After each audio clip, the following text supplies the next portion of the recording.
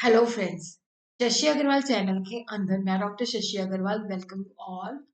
आज का जो हमारा सब्जेक्ट है ऑर्गेनाइजेशन बिहेवियर, और जिसके अंदर हम लोग करेंगे लेक्चर जो कि प्रीवियस पेपर के ऊपर बेस्ड है। जैसे एग्जाम सीजन आ गया है, उसके अंदर ये होता है कि जो इम्पोर्टेंट क्वेश्चंस हैं अगर वो रिवाइज हो जाए तो हम बेटर नंबर ले सकते हैं। Explain the features of organization behavior, or we could say explain the meaning of organization behavior, challenges and opportunity faced by the organization behavior manager in the emerging scenario.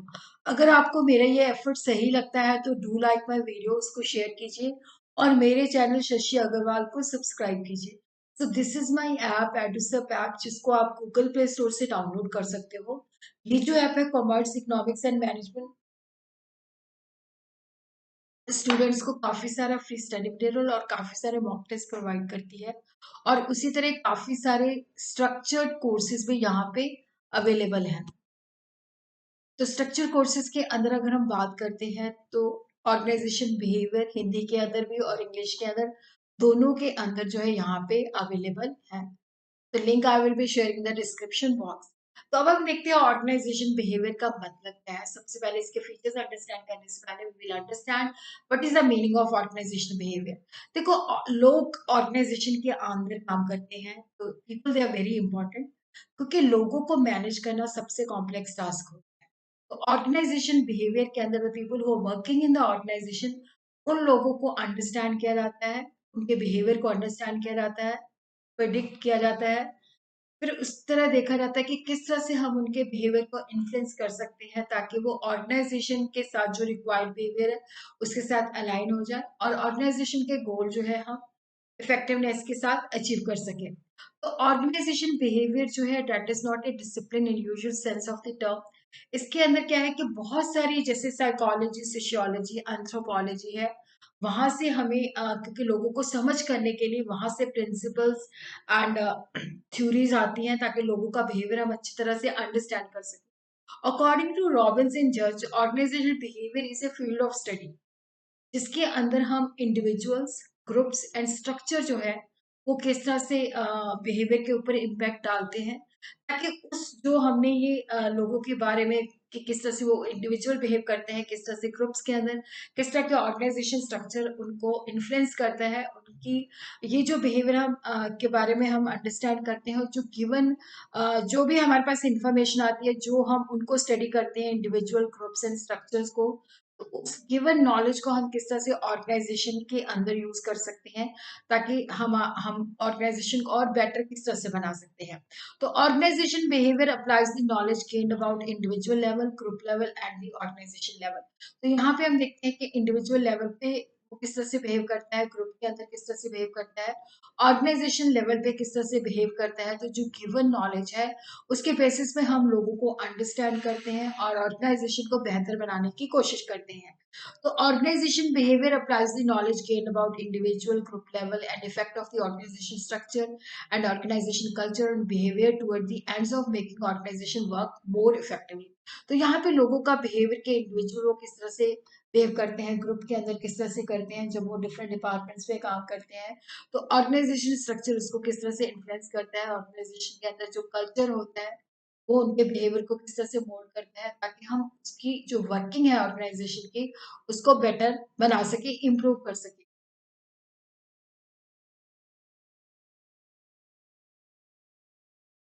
So these are the features of the organization behavior. Organization behavior is a field of study, different areas of expertise with a common body of knowledge. तो यहाँ पे organisation behaviour को जब हम study करते हैं तो काफी सारे जो बिहेवियरल साइंस जैसे साइकोलॉजी, सोशियोलॉजी, एंथ्रोपोलॉजी है, वहां से हम प्रिंसिपल्स लेते हैं, वहां से नॉलेज लेते हैं कि किस तरह से हम लोगों को अंडरस्टैंड कर सकते हैं। तो it is backed by a body of theory, research and application associated with a growing concern for the people at the workplace। क्योंकि उन लोगों को समझना जो है, क्योंकि ह्यूमन बीइंग को मैनेज करना सबसे कॉम्प्लेक्स टास्क है। तो यहाँ पे हम इंडिविजुअल लेवल पे, ग्रुप लेवल पे और ऑर्गेनाइजेशन स्ट्रक्चर का उन पे क्या इन्फ्लुएंस है उसको स्टडी करते हैं। और यहाँ पे जो ओबी की बात अगर हम करते हैं तो इसका जो ऑब्जेक्टिव होता है कि हमने अपने गोल्स को किस तरह से अचीव करना है, तो it is basically goal directed in nature. तो मेजर गोल जो है ऑर्गेनाइजेशन बिहेवियर के अंदर कि हम लोगों को अंडरस्टैंड करें, एक्सप्लेन करें, उनको प्रोटेक्ट करें, जिसके बेसिस पे जब मैनेजर पॉलिसीज बनाते हैं तो उनके बिहेवियर के बेसिस पे वो जनरलाइज कर सकते हैं कि लोगों का एक्शन और रिएक्शन इस तरह का होगा। और उसी तरह ऑर्गेनाइजेशन बिहेवियर जो है ह्यूमन टूल है that is used for the benefit of human beings, क्योंकि यहाँ पे हम लोगों का बिहेवियर अंडरस्टैंड करते हैं, उनकी एस्पिरेशन, उनकी नीड्स को अंडरस्टैंड करते हैं, किस तरह से हम उनको मोटिवेट कर सकते हैं, किस तरह से हम ऑर्गेनाइजेशन के जो गोल्स हैं उनके प्रति चैनलाइज कर सकते हैं। और यहाँ पे उनकी नीड्स को अंडरस्टैंड किया जाता है, उनके एस्पिरेशंस को अंडरस्टैंड किया जाता है, ताकि उसके मुताबिक जो है एम्प्लॉयज की जो एक्सपेक्टेशन है उसको सेटिस्फाई किया जाए।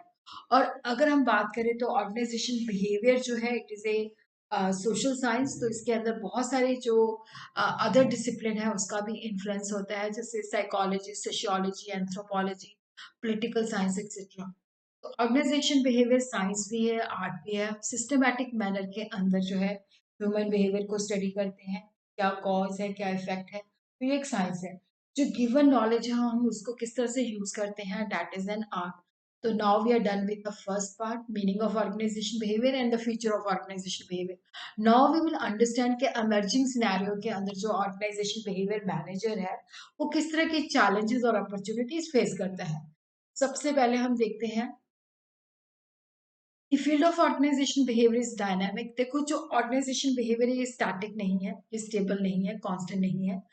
कि ऑर्गेनाइजेशन के अंदर लोग काम करते हैं, they come from the diverse background, तो वो डायनामिक है। Organization behaviour is a field of study that investigate the impact that individual group and structure have on the behavior within the organization। और ये जो नॉलेज है उसके basis पे हम ऑर्गेनाइजेशन की इफेक्टिवनेस को किस तरह से बेटर कर सकते हैं। तो ऑर्गेनाइजेशन बिहेवियर के जो ऑर्गेनाइजेशन के अंदर लोग काम करते हैं उनका बिहेवियर को अंडरस्टैंड करना मैनेजर के लिए बहुत जरूरी है, क्योंकि मैनेजर को जो है क्योंकि उसकी ये स्किल होनी चाहिए उसके बेसिस पे, जिसके बेसिस पे वो लोगों को ऑब्जर्व कर सके, उनके बिहेवियर को गॉज कर सके।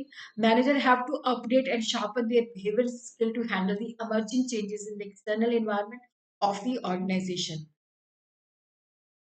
तो prominent changes that have taken place, जैसे टेक्नोलॉजी चेंज हो जाती है, और जिसकी वजह से क्या होता है कि जो हमारी आज की डेट के अंदर हमारे पास जो स्किल्स होते हैं वो आउटडेटेड हो जाते हैं और उनकी जगह पे हमें नई चीजें सीखनी पड़ती हैं। इकोनॉमिक एनवायरनमेंट के अंदर भी चेंजेस आ जाता है, जैसे पहले क्या था कि पहले अपनी इंडस्ट्री को प्रोटेक्ट किया जाता था, काफी सारी रिस्ट्रिक्शन थी, अब ग्लोबलाइजेशन है, लिबरलाइजेशन है, तो that is the breaking of barriers in transfer of goods, technology and capital between different countries. तो यहाँ पे जो वर्ड है वो कॉन्ट्रैक्ट होके एक छोटा सा, मतलब पूरा एक वर्ड एक ही ग्लोबल विलेज बनता जा रहा है। तो growth of information technology converting the world economy into a global village. इसी तरह changes in the internal environment facilitating the way for emergence and success of the global corporation. और जैसे कोविड के कारण क्या था, अब हर चीज जो है ऑनलाइन हो रही है, और उसी तरह इंक्रीजिंग द डाइवर्सिटी, क्योंकि यहाँ पे जो वर्क फोर्स है उसके अंदर पे they come from the different culture, different countries, और वुमेन भी जो है उसका भी रोल जो है ज्यादा, मतलब वो भी अब काफी हद तक जो है ऑर्गेनाइजेशंस के अंदर जो है काम करती है। तो डाइवर्सिटी इंक्रीज हो रही है, तो जिसकी वजह से डाइवर्स वर्कफोर्स को मैनेज करना से चैलेंज तो नीड इसलिए पड़ती है कि ह्यूमन सोर्स, क्योंकि देखो यहाँ पे जो ऑर्गेनाइजेशन है वो स्किल और सक्सेस तभी प्राप्त कर सकती हैं अगर ह्यूमन को वो एज ए कॉम्पिटिटिव एडवांटेजेस लेते हैं, क्योंकि जितनी ज्यादा स्किल और मैनेज एफिशिएंट वर्कफोर्स होगी उतनी ऑर्गेनाइजेशन को वो अप लेके जा सकती है। और उसी तरह क्या है कि कस्टमर के लिए वो यूनिक वैल्यू जो है क्रिएट कर सकती है। तो इसलिए ऑर्गेनाइजेशन बिहेवियर के अंदर जो चैलेंजेस है, अपॉर्चुनिटीज है इमरजेंसी सिनेरियो के अंदर, उसको अंडरस्टैंड करना बहुत ही जरूरी है। तो what are the challenges? The workforce diversity, management of change, ethics and social responsibility, satisfaction and aspiration of the workforce, और उसी तरह क्वालिटी और प्रोडक्टिविटी को मेंटेन करना, एम्पावरमेंट वर्कफोर्स को प्रोवाइड करना, ग्लोबलाइजेशन एंड लिबरलाइजेशन, जिसको हम वन बाय वन करके जो है अंडरस्टैंड करते हैं। तो सबसे पहले देखते हैं लिबरलाइजेशन। लिबरलाइजेशन पहले रिस्ट्रिक्शन बहुत होती थी और बहुत सारे गवर्नमेंट की अप्रूवल्स चाहिए होती थी, जिसके अंदर क्या था कि रेड टेपिज्म एंड ब्यूरोक्रेसी आ जाती थी और चीजें डिले हो जाती थी। तो जब हम लिबरलाइजेशन की बात करते हैं तो इंडस्ट्री और ट्रेड को अननेसेसरी रिस्ट्रिक्शन से मुक्त करना और वो सारी चीजों को दूर करना जो उनके बिजनेस के अंदर, उनके ग्रोथ के अंदर ऑब्स्टिकल्स आती थी। तो liberalisation has created the challenges for the Indian manager, competition बहुत इनहांस हो गया है और उसी तरह इंफ्रास्ट्रक्चर जो है क्योंकि डाइवर्सिफिकेशन बहुत हो गया है और इंफ्रास्ट्रक्चर भी बहुत ज़्यादा, टेलीकॉम हो गया, एनर्जी हो गया, कम्युनिकेशन हो गया, बहुत ज़्यादा मतलब चेंज हो गया है। तो इसी तरह जो इंडिया का एक्सपोर्ट है वो भी रेस हो गया है और शेयर इंक्रीज हो गया है। और उसी तरह इंडिया जो है वो चाहती है कि मल्टीनेशनल कॉरपोरेशन की तरह अपना achieving the vision of becoming India based multinational corporation. Above challenges की वजह से क्या है कि बिजनेस के लिए ग्रोथ अपॉर्चुनिटीज पे बहुत ज्यादा आ रही है, क्योंकि पहले आप बिजनेस खोल नहीं पाते थे क्योंकि रिस्ट्रिक्शन थी, लेकिन अब रिस्ट्रिक्शन नहीं है। तो इसलिए क्या है कि managers they expected to expand their business activity, और वहां पे क्या होता है कि इंटरनेशनल लेवल पे क्वालिटी को मेंटेन करना पड़ता है। And the second is the globalisation of the business economy is becoming increasingly global in factor. जैसे डिफरेंट कंट्रीज के अंदर पहले रिस्ट्रिक्शन होती थी वो बहुत ज्यादा रिड्यूस हो गई है, लेकिन जो ग्लोबलाइजेशन है उसकी वजह से चैलेंजेस भी हैं, अपॉर्चुनिटीज भी हैं। तो today's business is mostly market driven. अगर आप मार्केट कस्टमर को सेटिस्फाई करते हो तो आपका प्रोडक्ट कहीं भी जा सकता है। तो डिमांड हर जगह पे एग्जिस्ट करती है, irrespective of the distance, location, climate, condition and business. Manager have to manage the international personnel with different cultural background, work ethics and value. तो ग्लोबलाइजेशन की वजह से क्या है, कंपटीशन इनहांस हो गया है, हमें क्वालिटी जो है बहुत मेंटेन करनी पड़ती है। इंटरनेशनल सिनेरियो पे जाके वो क्वालिटी स्टैंडर्ड को मेंटेन करे। Workforce diversity is also a significant implication for the management. पहले क्या था कि मेल्टिंग पोट अप्रोच जो थी अडॉप्ट की जाती थी यहाँ, इसका मतलब है कि देखो जैसे लोगों के अंदर डिफरेंट है तो वो धीरे धीरे क्या है कि जो मेजर ग्रुप है उसके साथ मैच कर जाएंगे।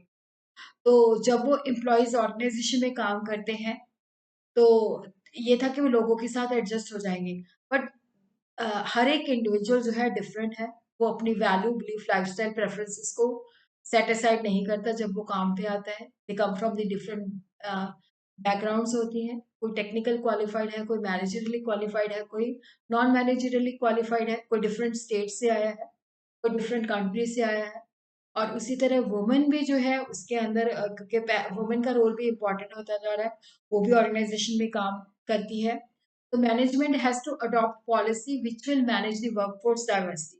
तो यहाँ पे हमें देखना पड़ेगा कि हर एक जो वर्कफोर्स है हमारी डिफरेंट है, किस तरह से हम उसको मैनेज करते हैं, किस तरह से उनकी प्रोडक्टिविटी को एनहांस करते हैं, किस तरह से हम लेबर टर्नओवर को रिड्यूस करते हैं, और जो डिस्क्रिमिनेशन है उसको हम किस तरह से सॉर्ट आउट करते हैं कि डिस्क्रिमिनेशन नहीं होना चाहिए, किसी भी जेंडर बेसिस पे नहीं होना चाहिए या रेस बेसिस पे नहीं होना चाहिए। और अगर हम वर्कफोर्स की जो डाइवर्सिटी है उसको प्रॉपर तरीके से मैनेज करते हैं तो वहाँ पे एक कोडियल इन्वायरमेंट सेटअप हो जाता है, बेटर कम्युनिकेशन हो जाती है, बेटर ह्यूमन रिलेशन सेटअप हो जाते हैं, तो प्रॉपर कंड्यूसिव वर्क कल्चर वहाँ पे सेटअप हो जाता है। और उसी तरह जैसे मैंने अभी बताया कि वुमेन का रोल भी बहुत इंपॉर्टेंट हो गया है, तो she is entering in managerial and non managerial role also. तो many Indian organization have special drive for recruiting women employees. तो हर सेक्टर के अंदर, चाहे वो रिटेल की बात है, चाहे वो बैंकिंग सेक्टर है, चाहे वो कम्युनिकेशन सेक्टर है, तो हर सेक्टर के अंदर जो वुमेन है वो एंटर कर रही है। लेकिन जब ऑर्गेनाइजेशन के अंदर देखो जो वुमेन है उसको दो तीन सिचुएशंस बड़ी डिफिकल्ट फेस करनी पड़ती है। There is sexual harassment of women employ at the workplace. Another kind of problem that women employ have to face in the form of prejudice कि वुमेन ये नहीं कर सकती, तुम कमजोर हो। तो इसके अंदर ये है कि जरूरत है कि हम एजुकेट करें वुमेन्स को, किस तरह से अगर उनकी सेक्सुअल एक्सप्लॉयटेशन होती है तो किस तरह से वो रोक सकती है, और इस तरह से जो वुमेन के साथ है कोई डिस्क्रिमिनेशन नहीं होनी चाहिए। तो over the period of time अगर हम बात करें चेंजिंग वर्कफोर्स प्रोफाइल, तो पहले से वर्कफोर्स का जो प्रोफाइल है वो भी चेंज हो गया है। पहले अनएजुकेटेड का नंबर ज्यादा होता था, तो वहां पे होता था कि जॉब डिमांड के मुताबिक ही सारी चीजें होती थी। तो एक्सपेक्टेंसी, क्योंकि लोग एजुकेटेड नहीं होते थे, लोग अवेयर नहीं होते थे, बट अब तो वर्कफोर्स है काफी टेक्निकल क्वालिफाइड है, अवेयर भी है, एजुकेटेड भी है, और इसके अंदर जो यंगर जनरेशन है उसका नंबर भी ज्यादा है। Now the situation is completely changed. Today's workforce is more educated, more aware, more skill oriented, comparatively younger, and their expectation भी बहुत डिफरेंट है अनएजुकेटेड से। तो किस तरह से हम उनको मैनेज करते हैं, किस तरह से हम उनकी जो क्रिएटिविटी है उनको यूज करते हैं। फिर इसी तरह satisfaction of the aspiration of the workforce, that is also very important. तो क्या है कि अब जो वर्कफोर्स है उसके अंदर जो यंगर जनरेशन है उसका पोर्शन ज़्यादा, उसके परसेंटेज ज़्यादा है, तो उनके अर्ली जनरेशन से एस्पिरेशंस डिफरेंट है क्योंकि उनको एम्पावरमेंट चाहिए। तो वो करियर ओरिएंटेड ज़्यादा है और लाइफस्टाइल कौन सा अडॉप्ट करना चाहते हैं, they have the clarity about this. तो पहले जैसे हम वर्कफोर्स को attractive salary, perquisites, job security देते थे, तो वो अब मतलब वो चीज़ें यहाँ पे काम नहीं करती। तो वहाँ पे हमें better career prospects, more empowerment, growth opportunity and economy को ज़्यादा वो प्रेफर करते हैं। तो उसी ढंग से हमें पॉलिसीज बनानी पड़ेगी। Empowerment of the employees, that is also very important, क्योंकि आज की जो एम्प्लॉयज है उसके अंदर यंगर जनरेशन ज्यादा है, they are more aware, they are more educated, तो उनको ऑटोनॉमी चाहिए डिसीजन मेकिंग के अंदर। तो today's generation do not like close supervision, directive leadership की जो उनको बताए कि ऐसा करो ऐसा करो। तो गवर्नमेंट के अंदर क्या है कि हम जो ऑर्गेनाइजेशन उनको डिसीजन मेकिंग देते हैं, ऑटोनॉमी देते हैं, ज्यादा इंफॉर्मेशन देते हैं। A dynamic manager understands the role of empowerment at the lower level in dealing with the uncertain environment. तो वेरियस टेक्निक्स ऑफ एम्पावरमेंट दियर, जैसे पार्टिसिपेशन डिसीजन मेकिंग है और सेल्फ मैनेज टीम्स है। तो एम्पावरमेंट के अंदर क्या है कि डेफिनेटली जब हम अपने एम्प्लॉयज को एम्पावरमेंट देते हैं, कितनी एम्पावरमेंट देते हैं, decision making process speed up हो जाता है। और उसी तरह क्या होता है कि जब वो लो लेवल पे डिसीजन ले सकते हैं, तो जो वहां पे अपॉर्चुनिटीज होती हैं तो उनको अच्छी तरीके से यूज कर सकते हैं। उसी तरह management of innovation and change. देखो अब जो है सिचुएशन स्टैटिक्स नहीं है, हर दिन टेक्नोलॉजी चेंज हो जाती है। तो किस तरह से इनोवेशन और चेंज को मैनेज करना है, that is the biggest problem before the manager. The challenges before manager is to prepare organisation member for change, क्योंकि हम ऑल ऑफ सडन नहीं चेंज को नहीं इंट्रोड्यूस कर सकते। किस तरह से लोगों के रेजिस्टेंस को हम मैनेज करते हैं, किस तरह से उनको कन्विंस कराते हैं कि चेंज जो है that is better for the, उनकी फ्यूचर के लिए, ऑर्गेनाइजेशन की ग्रोथ के लिए बेटर है। तो they must play the role of change agent to improve the organisation effective. तो मैनेजर्स को जो है अंडरस्टैंड करनी पड़ती है एस्पिरेशंस ऑफ द पीपल, कि किस तरह से वो उनके रेजिस्टेंस को खत्म कर सकते हैं। They have to play the role of change agent, ताकि वो चेंज को स्मूथली ऑर्गेनाइजेशन के अंदर इंट्रोड्यूस कर सके। In today's environment, organization must foster innovation. Innovation का मतलब होता है कि जहाँ पे हम नई चीजों को इंट्रोड्यूस करें, it could be new product, it could be new market, it could be exploring the new source of raw material, it could be introducing the new manufacturing process. तो किस तरह से हम उनको सही तरीके से मैनेज करते हैं, तो वही ऑर्गेनाइजेशन सक्सेसफुल होती है जहाँ पे फ्लेक्सिबिलिटी होती है और जहाँ पे अपनी क्वालिटी को कंटिन्यूशन के अंदर बेटर बनाने की कोशिश करती है। तो यहाँ पे हम किस तरह से अपने एम्प्लॉयज के अंदर क्रिएटिविटी, टॉलरेंस और चेंज को वो जल्दी ऑब्जॉर्व कर लें, उसके लिए तैयार करते हैं। Improvement of productivity and quality in the era of global competition. तो प्रोडक्टिविटी और क्वालिटी बहुत ज्यादा नेसेसरी हो जाता है कि हम किस तरह से अपनी क्वालिटी को इन्हांस कर सकते हैं, कस्टमर को सेटिस्फाई और डिलाइट कर सकते हैं। प्रोडक्टिविटी और क्वालिटी तभी बेटर हो सकता है अगर हम बेटर टेक्नोलॉजी और जो हमारे पास ह्यूमन बींग्स है, देर एफिशिएंट एंड प्रॉपरली ट्रेन। तो टोटल क्वालिटी मैनेजमेंट जो है दैट इज ए फिलोसफी, जिसके अंदर क्या होता है कि यहाँ पे होता है कि हमने क्वालिटी के प्रति सेल्फ कॉन्शियस होना है। क्वालिटी जहाँ पे भी हमें लगता है डिफेक्ट है तो उसको हमने दूर करना है। तीन चीजें बहुत जरूरी हैं, एक तो कस्टमर की रिक्वायरमेंट के मुताबिक चीजें प्रोवाइड करना, और मैनेजमेंट प्रोसेस के द्वारा कंटिन्यूसली अपनी क्वालिटी एंड प्रोडक्टिविटी के अंदर और क्वालिटी के अंदर सबको इंगेज करना। Facilitating the work life balances. देखो ये आजकल की जो यंगर जनरेशन है, क्योंकि वो ड्यूल कैरियर, फैमिली, हस्बैंड भी काम करता है, वाइफ भी काम करती है, तो किस तरह से, क्योंकि ऑर्गेनाइजेशन के अंदर काम करते हैं, तो ऑर्गेनाइजेशन के अंदर जो वर्किंग आवर्स होते हैं बड़े मतलब लंबे होते हैं, तो किस तरह से कोई वहां पे कॉन्फ्लिक्ट हो जाता है कि किस तरह से हम अपनी फैमिली लाइफ को बैलेंस करें। तो now it is both partner in many of the families pursue professional carriers, such husband and wife pairs often experience conflict between their work and family responsibility। तो इन लोगों को बहुत सारा प्रेशर और बहुत सारा स्ट्रेस फेल करना पड़ता है, तो वहां पे मैनेजर की ड्यूटी बन जाती है कि किस तरह से वो अपने जो ऑर्गेनाइजेशन के अंदर एम्प्लॉयज करते हैं उनको बता के वर्क लाइफ को किस तरह से बैलेंस कर सकते हैं, किस तरह से फ्लेक्सी आवर्स की ऑप्शन दी जाए ताकि वो अपनी फैमिली और जो वर्क लाइफ है उसको अच्छे तरीके से मैनेज कर सकें। और इसी तरह ई ऑर्गेनाइजेशन एंड ई कॉमर्स, क्योंकि पहले भी मतलब ऑनलाइन का जमाना है ये, कोविड की वजह तो सब कुछ ऑनलाइन ही हो गया। It refer to the business operations involving the mode of transaction. तो यहाँ पे बहुत सारी चीजें जो है ऑनलाइन अवेलेबल है, इवन अब तो पेमेंट्स भी जो होती है ऑनलाइन मोड में ही होती है। तो यहाँ पे नेचुरली मतलब कंपनी जो है किस तरह से ऑनलाइन का जो है उसको मैनेज करती है। और उसी तरह ये देखो, coping with the temporariness in recent time the product life cycle they are slimming, the method of operations are improving. तो मैनेजर्स को चेंजेस इंट्रोड्यूस करनी पड़ती है ताकि वो कांस्टेंट चेंज के द्वारा वो कंटिन्यूसली किस तरह से अपने आप को बेटर बना सकते हैं। Improving customer services organization behavior continue to improve organizational performance by understanding how employees' attitude and behavior is associated with consumer satisfaction. तो कस्टमर को सर्विस प्रॉपर देने के लिए हमें sales service, after sales service को बेटर बनाना पड़ेगा। अपने जो कस्टमर को सर्व करते हैं उनको ट्रेन करना पड़ेगा। Flattening the world. Thomas Friedman's book, The World is Flat, A Brief History of 21st Century, make the point that the internet has flattened the world, created an environment in which there is a more level playing field in terms of access of information. इससे क्या है, innovation भी हो गई है और knowledge को हम बहुत ही जल्दी एक दूसरे के साथ शेयर कर सकते हैं। And the last one is ethics and social responsibility. Ethics का मतलब होता है कि व्हाट इज राइट और व्हाट इज रॉन्ग। तो हम किस तरह से अपने एम्प्लॉयज को एथिकल वैल्यूज देते हैं, किस तरह से जो हमारी सोसाइटी के प्रति रिस्पॉन्सिबिलिटी है उसको फुलफिल करते हैं। Many organisation today taking steps to enhance the ethical standard of their employees, avoid the legal and public opinion problems, increased concern for carrying out social responsibility by the organization। जैसे company act के अंदर compulsory भी हो गया है कुछ specified percentage जो है उनको कॉर्पोरेट सोशल रिस्पॉन्सिबिलिटी के ऊपर स्पेंड करना पड़ता है। तो क्लियरली डिफाइनिंग एथिकल बिहेवियर के ये आपका बिहेवियर राइट है, ये बिहेवियर आपका रॉन्ग है, इतना बिहेवियर आपका टॉलरेबल है। तो social responsibility is a great challenge.